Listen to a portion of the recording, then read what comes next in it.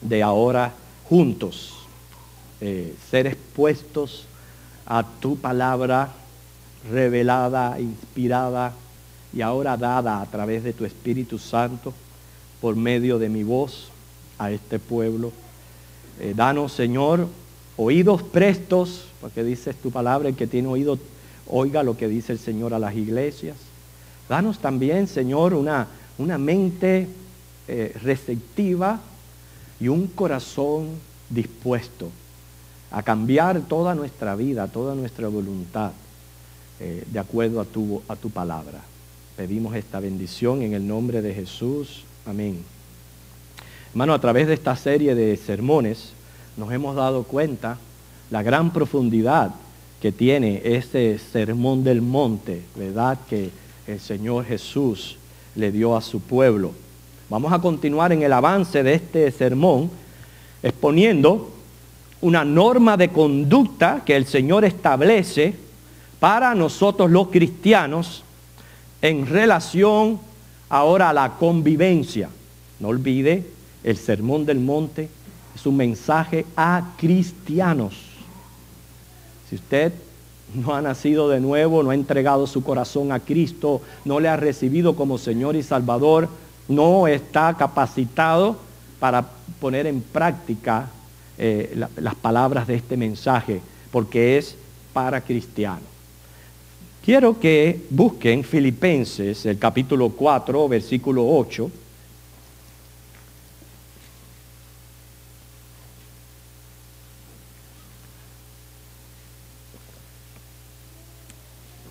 En relación a nuestra convivencia, aquí encontramos un buen principio.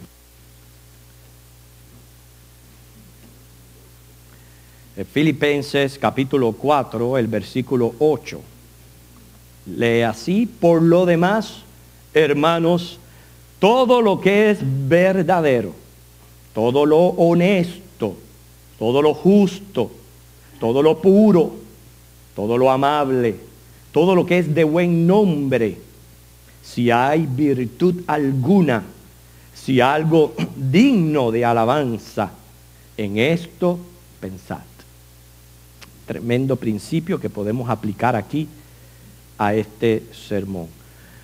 El sermón del monte nos enseña lo que debemos saber, creer, pero también lo que debemos hacer. Uno de nuestros objetivos como cristianos en esta tierra es procurar lo que a Dios le agrada, glorificarlo en todo aspecto de nuestra vida. Y parte de glorificar a Dios es promover su justicia, o sea, lo bueno, lo recto, lo que le es agradable a Dios, lo que es justo. Por eso en Mateo 6:33, poquito más adelante dice: buscad primeramente el reino de Dios y su justicia. Tenemos que hacer conciencia que no estamos solos en este mundo, eso es obvio, aunque hay muchas personas que viven como si así fuera. No podemos vivir aislados. Nosotros compartimos este planeta Tierra, este planeta tan privilegiado, con 7 billones de personas. No sé, de esas 7 billones de personas, ¿cuántas usted tuvo el gran privilegio de conocer, de compartir? No sé, muchas, a través de su larga vida. Hermanos, cada una de estas 7 billones de personas son criaturas de Dios, creadas a su imagen y semejanza. Por tanto, son dignas de respeto. Como personas tenemos necesidades básicas. Ejemplo, tenemos necesidades físicas, como es la salud, comida, techo, abrigo y otras cosas que podemos añadir en estos tiempos. Pero también hay necesidades emocionales. Todos tenemos necesidad de amor, de afecto, de compañía, de amistad. Hay que añadirle necesidades psicológicas, que es seguridad, respeto, estima, prestigio, aceptación, actualización. y las más importantes, tenemos necesidades espirituales, necesidades de salvación y también de santificación que solo son satisfechas en Cristo. Hermanos, viendo todas estas necesidades, viendo que todos somos criaturas de Dios, no debemos tratar las personas con despotismo, eso es abuso de poder. No debemos maltratarlas como si no tuvieran valor, significancia, porque eso es ser altivo. Altivo es creerse mejor o con derechos o por encima de los demás. Y sabemos que el Salmo 138:8 dice, porque Jehová es excelso. Él atiende al humilde, pero al altivo lo mira de lejos. Así que con todo esto en mente, vamos a nuestro texto. Es un solo versículo, más conocido como la regla de oro. Mateo capítulo 7, el versículo 12. Mateo 7, versículo 12.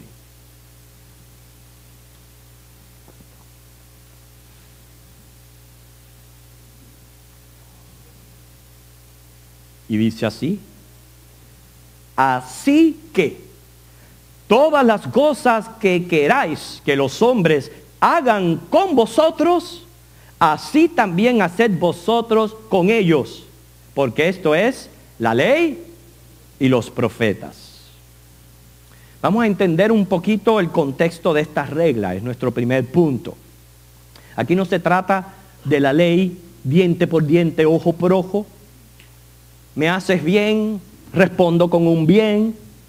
Me tratas bien, te trato bien. No, eso no. Me haces mal, prepárate que ya verás. No se trata de nada de eso. Tampoco se trata de ser indulgente. Porque cuando alguien viola la ley, pues debe de pagar por lo que hizo. No se trata de eso. No se refiere a pedir y desear que la justicia de Dios caiga sobre una persona por un mal causado, aunque la Biblia dice que dejemos la venganza a Él. Noten, la regla prácticamente no requiere ni de interpretación. Es simple, es práctica, es muy fácil de aplicar. Tiene que ver simplemente con tratar a otros de la misma manera como queremos ser tratados. La regla es fácil. En lo que necesitamos ayuda es cómo podemos llevarla a cabo. Hermanos, respete para que lo respete. Si a usted no le gusta ser maltratado, pues no maltrate a otros. Si nos desagrada que hablen mal de nosotros, pues no hable usted mal de otros. Si no resistimos ofensas, no ofendamos a otros. Si nos incomoda ser menospreciados, no menosprecie a otros. Y si es de muy mal gusto burlarse o hacer un juego desagradable a otra persona y a usted no le gusta, pues no lo haga a otros.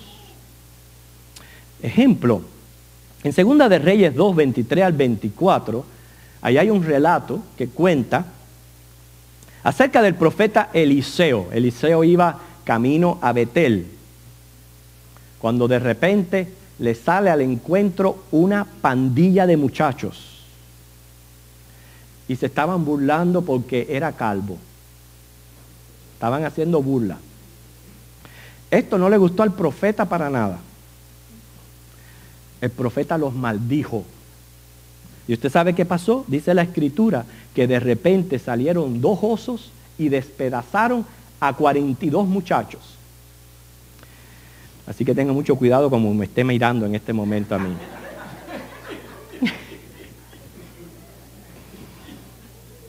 No mira la cabeza.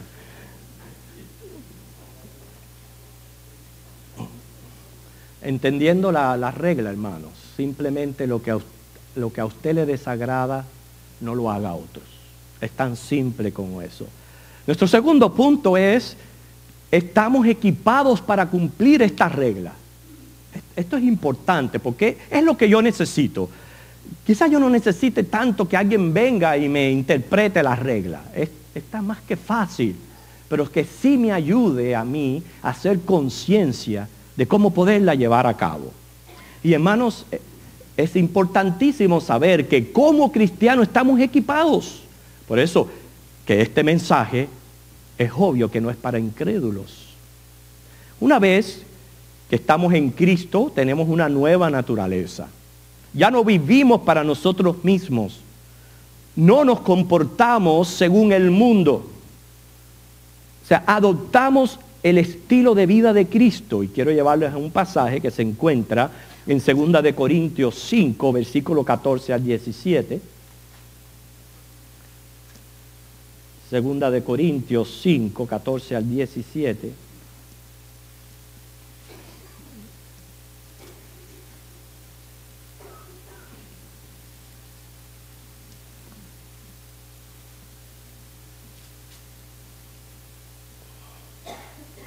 Si ya lo tiene, pues me sigue con la vista. Dice así: porque el amor de Cristo nos constriñe, pensando esto, que si uno murió por todos, luego todos murieron.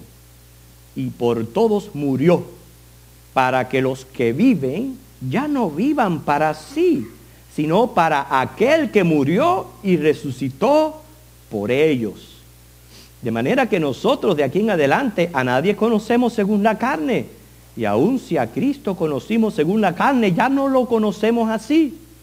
De modo que si alguno está en Cristo, nueva criatura es. Las cosas viejas pasaron, he aquí todas son hechas nuevas. Ese tiempo, antes de Cristo, que con facilidad nos burlábamos, o hacíamos comentarios inadecuados sobre alguna persona, o juegos malos, o éramos quizás nuestra tendencia al chisme, o quizás a muchas otras cosas, difamación. Todo eso ha quedado atrás, porque ya yo soy ahora una nueva criatura. Yo no puedo continuar comportándome de la misma manera. Yo tengo que hacer cambios en mi vida. Y hermanos, cuando se trata de burlarse o de hacer un comentario negativo sobre otra persona, es como si se lo hicieras directamente a Dios, porque Él es su creador. ¿Entiende ese principio? Él es su creador. Tristemente hay personas que nacen con anomalías y con defectos físicos que deben de promover en nosotros compasión y misericordia. ¿Cómo vamos a ser tan crueles y capaces de hacer burlas o de menospreciar a otra persona que, no importa cómo luzca, lleva impresa la imagen de Dios? Me llama la atención en estos versículos que leímos, el amor de Cristo nos constriñe. Una palabra un poquito rara, no quiero que la malinterprete, pero muy significativa. Es un término que quiere decir obligar. O sea, más bien lo que el apóstol dice, el amor de Cristo nos obliga. ¿Pero a qué?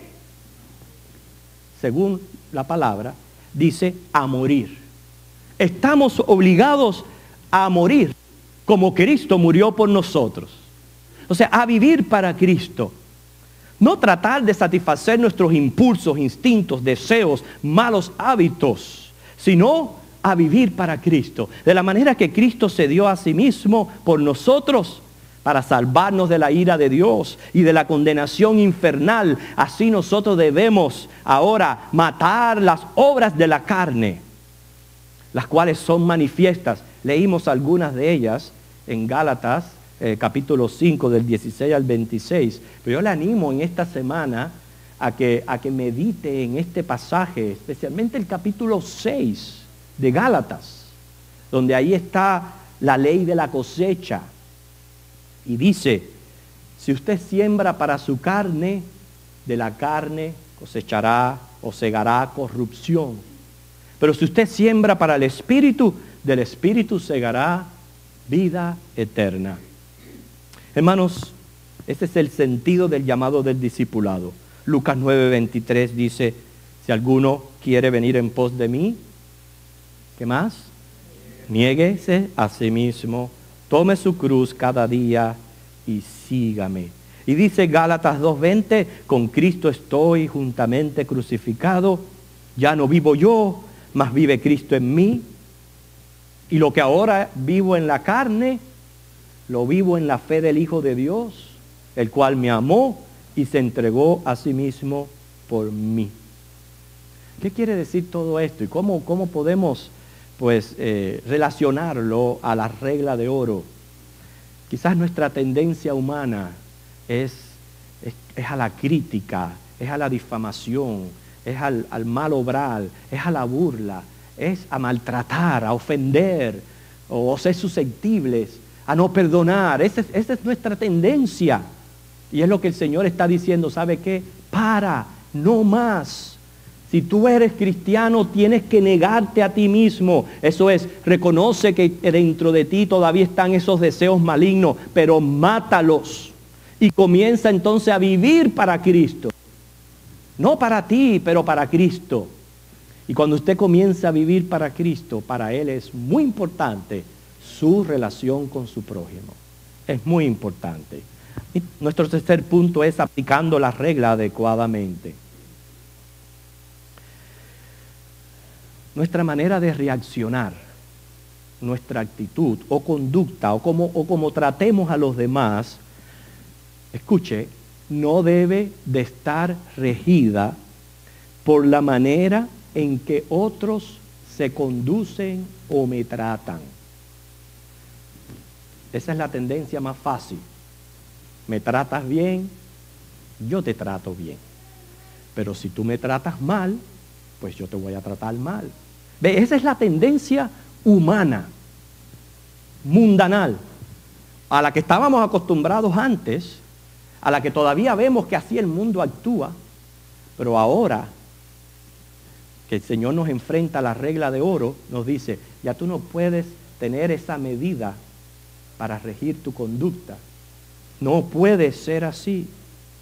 Tiene que ser diferente. Y por eso dice, como a ti te gusta que te traten, trata a los demás. ¿Por qué el Señor nos manda a buscar internamente o profundizar en nosotros mismos? ¿Por qué? Porque a pesar de ser pecadores, todavía tenemos la imagen de Dios impresa en nosotros y conocemos muy bien los principios de justicia, los principios de santidad, pero lo único es que se manifiestan inadecuadamente en exigencias en los demás en vez de en mí mismo. ¿Entienden? Yo sé muy bien diferenciar el bien del mal. Yo sé cuando nos encontramos en algún peligro amenazante. Yo sé cuando debo de exigir derechos de justicia, cuando sufro algún agravio, cuando sí tengo la razón por estar ofendido o enojado. Y nos interesa mucho que se aplique la justicia. Y nos irrita cuando somos recipientes del mal o somos víctimas. Sabemos muy bien lo que queremos y cómo exigimos ser tratados. Lo sabemos muy bien, pero lo que no estamos dispuestos es tratar a otros. ¿Ves? Por eso es que la regla está dentro. Lo único que tenemos que hacer es reconocerla y comenzar a aplicarla con los demás de la misma manera que por naturaleza ya la estamos aplicando a nuestras vidas. Alguien dijo, cúlpate a ti mismo como culpas a otros. Excusa a otros como te excusas a ti mismo. La regla de oro es un gran principio que prohíbe actos de malevolencia, venganza, engaño, susceptibilidad. Abarca muchas acciones en su aplicación, arregla infinidad de disputas entre los hombres y sobre todo es fácil de aplicar porque está basada en nuestra propia experiencia. Y además, como dice ahí, esto es la ley y los profetas, cumple a cabalidad con el segundo de los mandamientos, que lo conocemos, ama a tu prójimo como a ti mismo, Mateo 22, 37 al 40. Mi motivación para cumplir esta regla es mi cuarto punto. Les voy a poner una gran motivación. Están los versículos que le anteceden, Mateo 7, los versículos 7 al 11. Esta va a ser ahora ya la motivación que yo voy a tener para tener pendiente esta regla.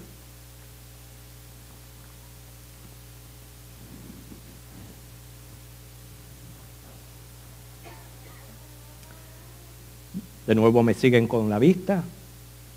Pedid y se os dará. Buscad y hallaréis. Llamad y se os abrirá. Porque todo aquel que pide, recibe. Y el que busca, halla. Y al que llama, se le abrirá. ¿Qué hombre hay de vosotros que si su hijo le pide pan, le da una piedra?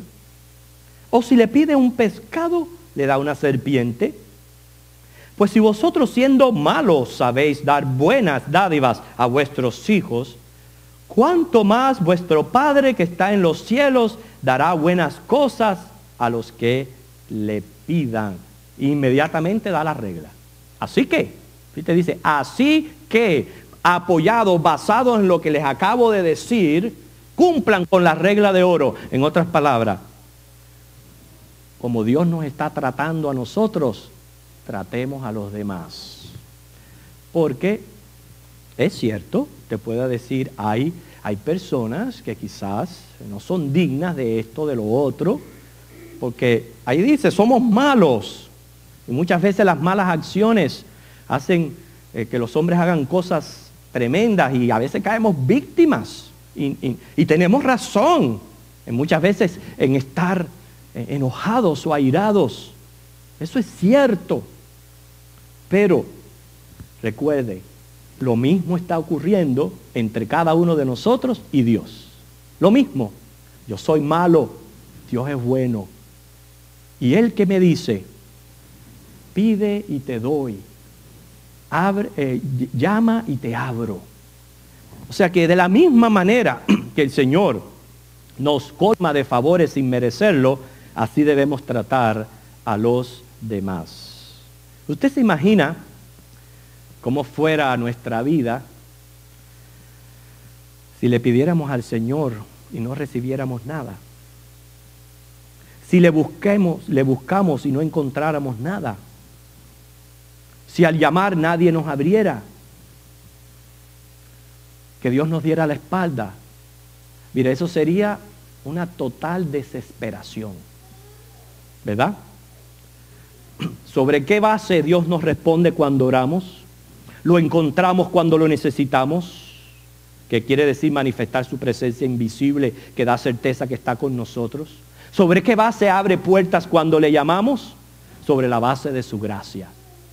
Un favor recibido, no merecido. Y entonces es lo que el Señor dice. Así que, porque hermanos, ¿con qué cara usted se atreve a elevar su oración a Dios, a pedir, a tocar,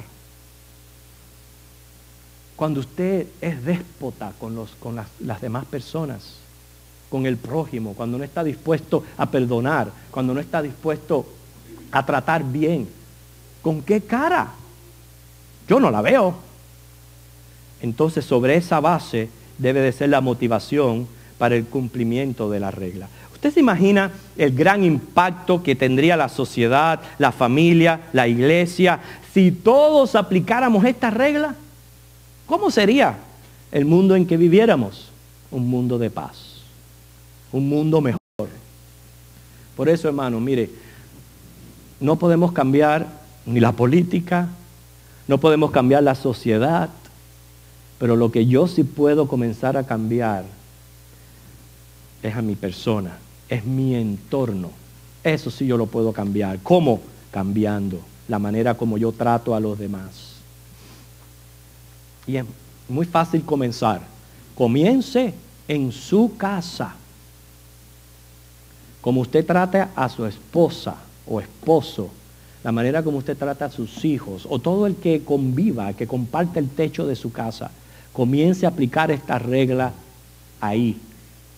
Cuando usted la comience a aplicar ahí, siga en la vecindad, en la iglesia, que tanta falta hace, en su trabajo, centro de trabajo, en su escuela, en fin, donde quiera que usted esté, aplique esta ley.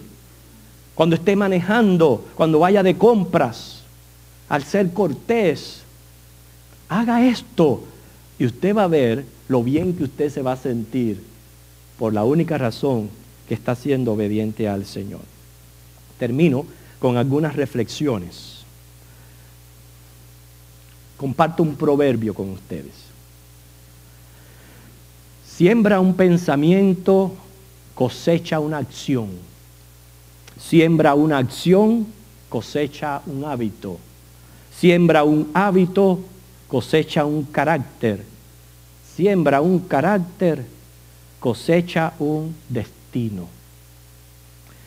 Comience a hacer cambios en su vida y usted va a ver cómo todo va a ser mejor. Comparto la experiencia de un matrimonio. Estaba teniendo serios problemas en su relación matrimonial y decidieron asistir a consejería y después de varias secciones el esposo decidió cambiar pero drásticamente su vida, drásticamente. La costumbre de él era pues llegar del trabajo cansado, sucio, maloliente, barbudo, tirarse en un reclinable a ver televisión hasta la hora de comer y exigir servicio. Esa fue su costumbre. Pero ese día se bañó, se afeitó, se cambió de ropas, se perfumó, salió del trabajo y camino a casa, pasó por una floristería, compró un ramo de flores. Y digo, yo le voy a dar hoy una sorpresa a mi esposa. En vez de entrar por el garaje, decidió tocar el timbre de la puerta. Cuando la esposa abre, tenía rolos en la cabeza, un delantal sucio, estaba malhumorada. Cuando lo vio le dijo, he tenido un día horrible. El niño se cayó del árbol, se dio un golpe, se quemaron los frijoles, la lavadora está rota. Tu madre avisó que venía a pasarse unos días. Lo único que me faltaba es que tú llegaras borracho a la casa. Y le tiró la puerta. No la abrió.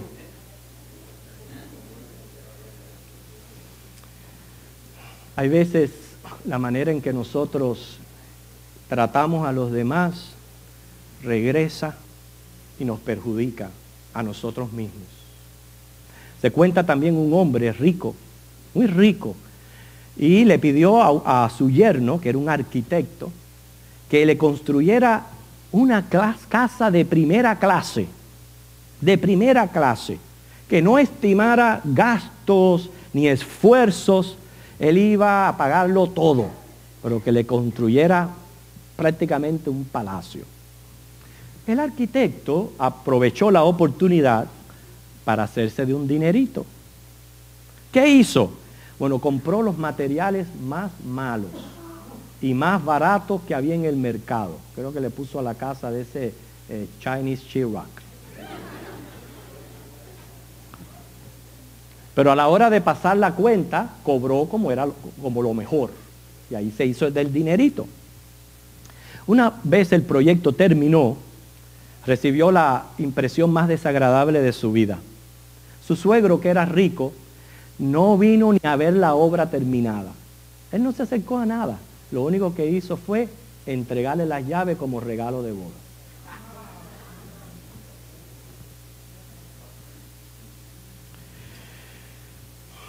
Hermanos, ya voy a terminar. Jesús, en este versículo, Mateo 7:12, nos enseña una regla de convivencia simple, fácil, práctica. Debe regir nuestro comportamiento, nos va a llenar de amigos, nos va a hacer muy bien. Y tiene que ver con el trato con los demás. Número 1, trate al prójimo, o vamos a decirlo así, tratemos al prójimo como somos tratados por Dios. 1. Y segundo, tratemos a otros ni más ni menos como nos gusta ser tratados. Que el Señor les bendiga. Vamos a orar. Gracias te damos, Dios, porque en tu palabra tú nos muestras la senda de vida y cómo debe de ser el estilo de vida del cristiano que ha tomado su cruz día a día y se ha negado a sí mismo, ha decidido ser tu discípulo, ha decidido morir a él mismo y vivir para ti. Ya sabemos cuán importante es para ti nuestro trato con el prójimo. Que no olvidemos que tu voluntad es expresada de esa manera y que eso es lo que a ti te agrada de tus hijos. Solo nos queda rogar y pedir, Señor, que tu Espíritu Santo nos ayude, que podamos tener pendiente esta regla de oro en nuestra vida en todo momento y con toda persona que tú nos das el gran privilegio de conocer, de compartir y que puedan llegar a ser amigos. Pedimos esto en el nombre de Jesús. Amén.